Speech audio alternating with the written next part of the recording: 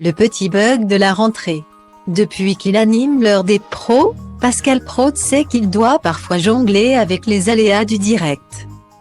En juin, ses équipes avaient peut-être besoin de vacances, quand ils ont oublié de lui annoncer que l'émission avait été lancée.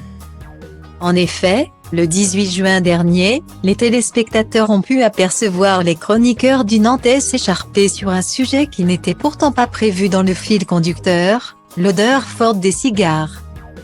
Alors qu'ils se croyaient hors antenne, les chroniqueurs ont été interrompus par l'animateur.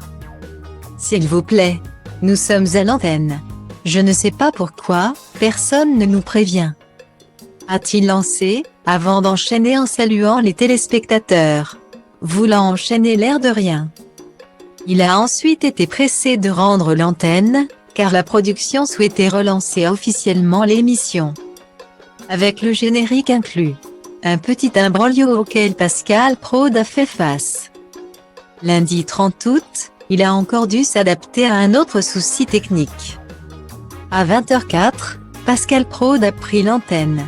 S'il semblait échanger avec ses chroniqueurs.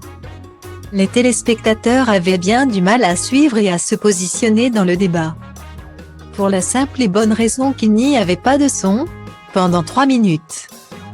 L'émission s'est tenue, en mute, avant le lancement de la publicité. Au retour de la réclame, toujours le même problème. Il faudra finalement une nouvelle page de pub pour qu'à 20h11, 7 minutes après l'apparition du problème, Pascal Praud puisse s'adresser aux téléspectateurs. Vous l'avez compris, si j'ose dire. Vous n'aviez pas de son, a résumé l'animateur, lors de sa première prise de parole. Le son est revenu, a-t-il poursuivi, rassuré. Ce qui me permet de voir que les téléspectateurs ont beaucoup d'humour. Point.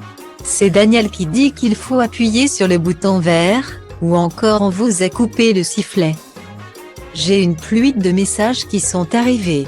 Sans transition, Pascal Praud a enfin pu démarrer son émission.